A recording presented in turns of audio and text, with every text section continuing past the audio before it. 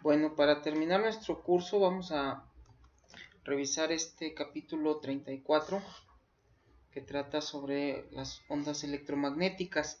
Va a ser una lectura muy rápida la que vamos a hacer, no nos vamos a detener mucho porque en realidad yo solamente pretendo dos cosas. Una, que sepan identificar las leyes de Maxwell, las cuatro ecuaciones, y que sepan leerlas, es decir, que identifiquen la información que está contenida en cada una de ellas, por un lado, y por el otro, como una consecuencia de las ecuaciones de Maxwell.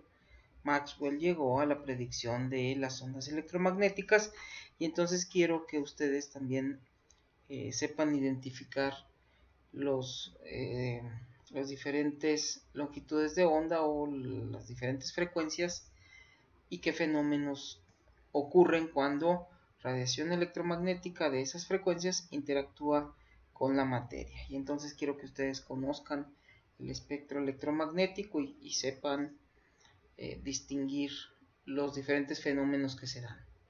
Muy bien, estamos hablando de mediados tardíos del siglo XIX, cuando Maxwell hizo esta predicción que les decía hace un momento, pero hasta 9 años después de su muerte, Heinrich Hertz confirmó las predicciones de Maxwell experimentalmente. Y bueno, pues como muchos otros científicos, Maxwell no vivió para ver la comprobación experimental de su predicción. Esta sección vale la pena que la lean, que la revisen, sobre todo esta parte de aquí. Considere un capacitor que se carga de ahí hasta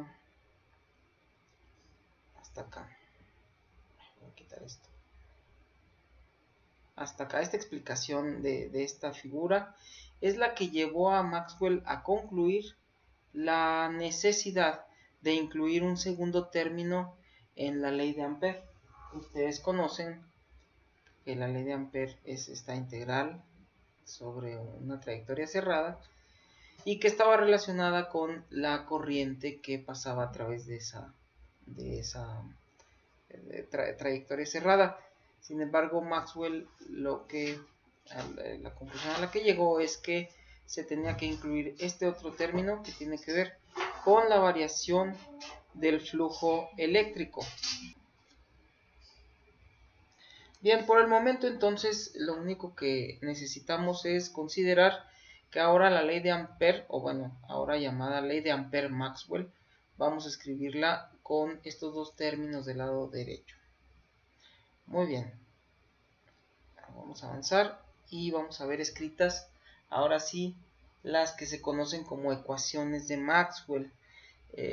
Es un tanto injusto históricamente llamarlas así porque nosotros empezamos estudiando el curso, comenzamos el curso estudiando la ley de Coulomb y resulta que más adelante nos dimos cuenta que la ley de Gauss, ustedes la conocen, contiene la misma información exactamente que la ley de Coulomb. Por lo tanto, en la ley de Gauss está contenido el hecho de que la carga eléctrica produce campos eléctricos.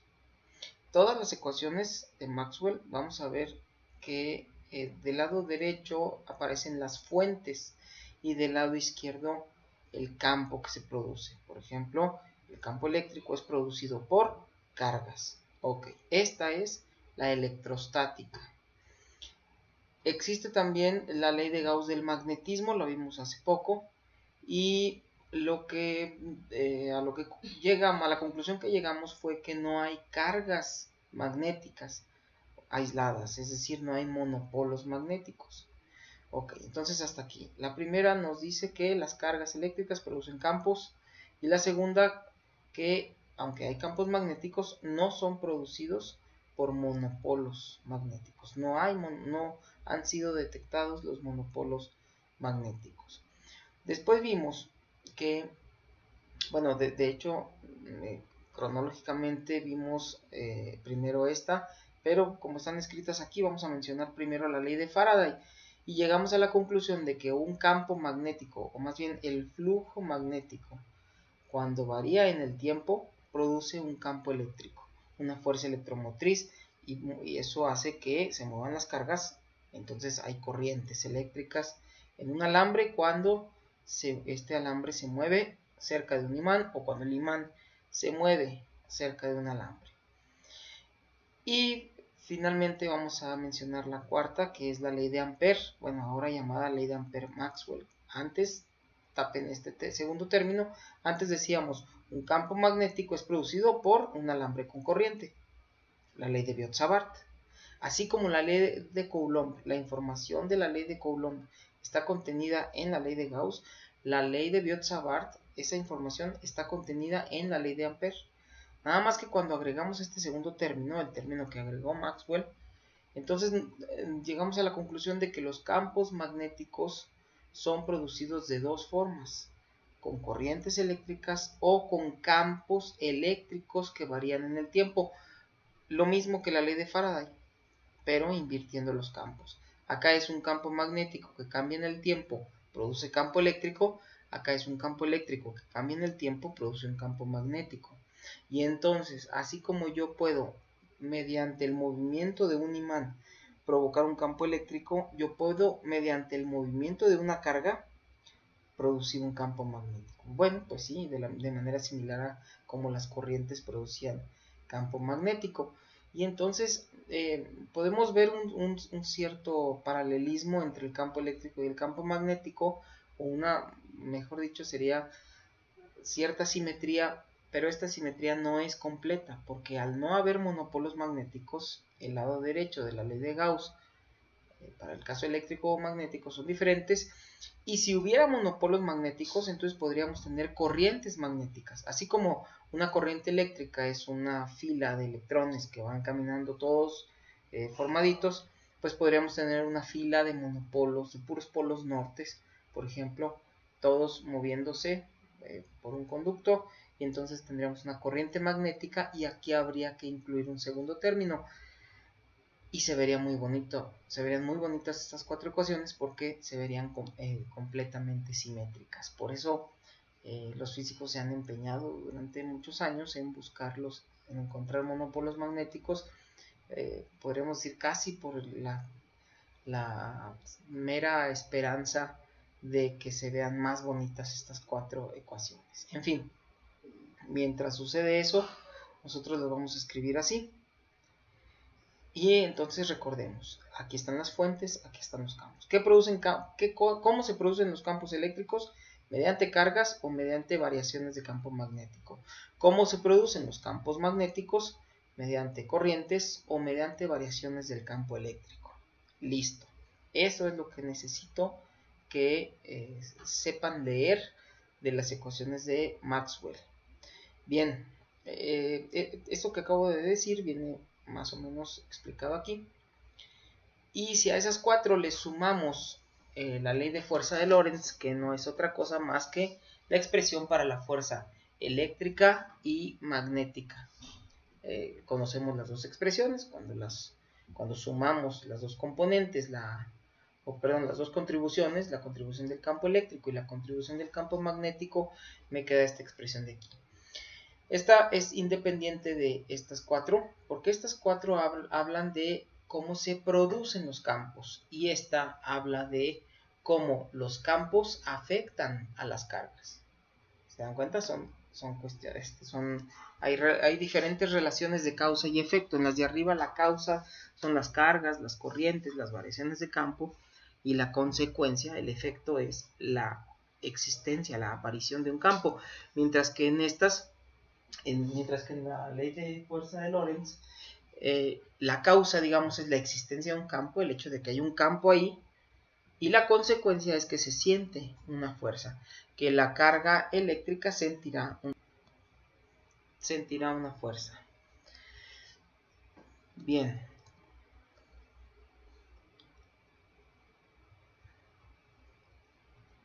Él es Hertz, este señor barbón. Bueno, pues lo que hizo Maxwell después de haber incluido ese segundo término en la ley de Ampère fue combinar estas ecuaciones. El procedimiento viene descrito aquí en el libro, véanlo con calma.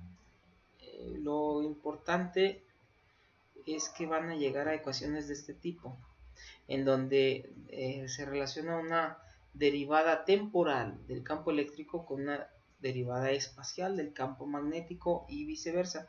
Y cuando ustedes combinan la otra ecuación que van a obtener equivalente a esta, pero donde aquí aparece el campo magnético y aquí aparece el campo eléctrico, al final de cuentas van a llegar a estas dos ecuaciones, estas dos.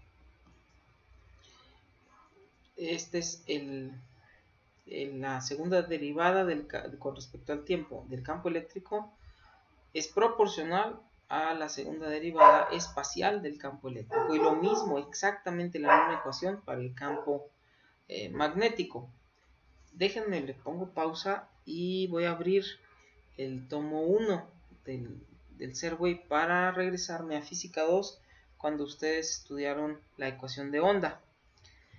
Permítanme un poquito. Listo, miren, aquí estoy en el tomo 1, capítulo 16, cuando estudiaron ustedes ondas, y luego la ecuación de onda se obtuvo para una cuerda oscilando. El típico ejemplo, se hace aquí un análisis de sumas de fuerza, al final a la expresión que llegamos es a esta, que es la ecuación de onda lineal. Tenemos la segunda derivada de y con respecto al tiempo, que es proporcional o está relacionada con la segunda derivada de y con respecto a x. Si ustedes comparan esto con la expresión que estamos viendo aquí abajo para el campo magnético, pues es la misma ecuación. Lo único que difiere es esta constante que está aquí. Aquí es el inverso del cuadrado de la velocidad. Bueno, pues entonces eso significa, déjenme quitar esto. Ahí está. Eso significa que esta constante de aquí es el inverso del cuadrado de la velocidad de la onda. Y entonces, si esto lo igualamos al inverso del cuadrado de la velocidad, y a la velocidad le llamamos c, despejamos la c, me queda que es igual a esto, a 1 sobre la raíz de mu0 por epsilon 0. Ustedes saben quiénes son esas constantes, ya las conocen, y si hacen este cálculo, oh sorpresa, van a obtener este valor: 3 por 10 a la 8 metros por segundo. 300.000 kilómetros por segundo es la velocidad de este campo eléctrico o de este campo magnético. Y eso no es otra cosa más que la velocidad de las ondas electromagnéticas, la velocidad de la luz.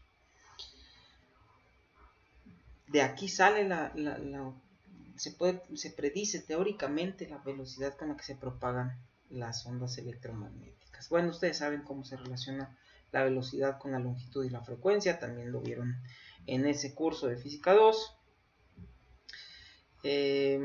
Otra consecuencia importante de estas expresiones es que la razón entre la magnitud de los campos eléctrico y magnético en todo momento es igual a 3 por 10 a la 8, a 300 millones a la velocidad de la luz. Bien. Bueno, entonces hasta aquí sabemos que las ondas electromagnéticas son una consecuencia natural de las leyes del electromagnetismo que hemos estado estudiando, y que son campos eléctricos magnéticos que se propagan en el espacio y por lo tanto transportan energía. Se puede cuantificar esa energía transportada por las ondas. Viene por aquí abajo la expresión, aquí está, miren. Aquí está. Así es como se calcula la energía que transportan las ondas. Lo interesante es que eso se puede expresar en términos de esta cantidad, que es el vector de esta S, que es el vector de Poynting, se llama, y que está relacionado con los campos.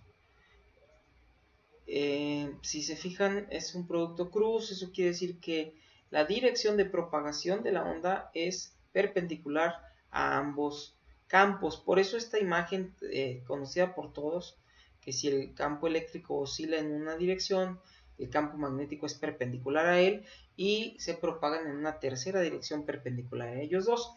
Esta dirección en la que oscila el campo eléctrico es lo que conocemos como la polarización de una onda. La luz puede estar polarizada.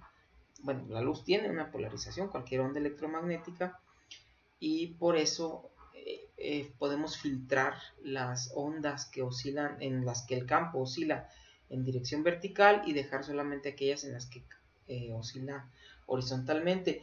Eso es lo que hacen los lentes polarizados, por ejemplo, y por eso bloquean los reflejos en superficies horizontales, por eso sirven para manejar, no nos encandila el reflejo en la superficie del pavimento.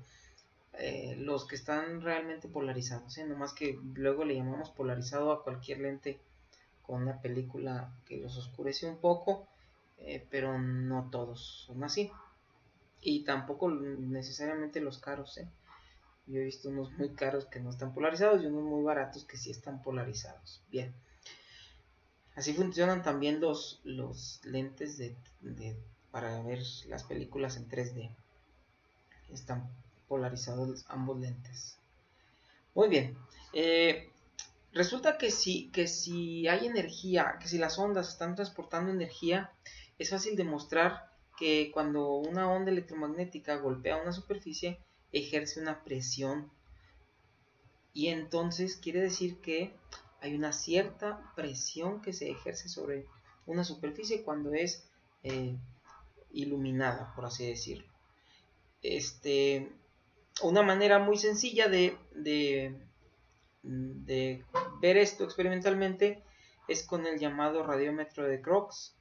Les voy a poner aquí en la descripción un enlace para que vean un video del radiómetro. Bien, pues entonces si yo quiero producir ondas electromagnéticas, puedo hacer lo que hizo Hertz en sus experimentos. Miren, lo que vamos a hacer es lo que conocemos como una antena de media onda, un dipolo. Vamos a tener un extremo cargado positivamente, otro extremo cargado negativamente, y vamos a estar moviendo las cargas en un sentido y en otro. De manera que lo que vamos a tener es que si hay una corriente se produce un campo magnético.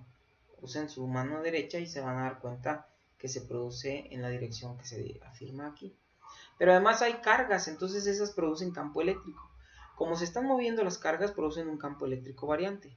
O, en otras palabras, como hay una corriente, producen también un campo magnético. Pero esa corriente, al ser alterna, aquí este simbolito eso representa, al ir y venir está variando.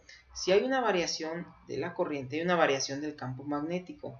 Y una variación del campo magnético produce un campo eléctrico, variable también. Pero una variación de campo eléctrico produce un campo magnético y otra variación de campo magnético produce campo eléctrico y se van generando uno al otro. Y eso es lo que así es como se producen las ondas electromagnéticas. Bien, pues ya para terminar, sabemos que dependiendo de la frecuencia con la que oscilen esas cargas, vamos a producir diferentes tipos de ondas. Bueno, así les llamamos, todas son iguales, nomás les llamamos diferente de acuerdo a la región en la que estén del espectro. Tenemos esta gráfica, de este lado tenemos más o menos la magnitud de la frecuencia y de este lado la longitud de onda.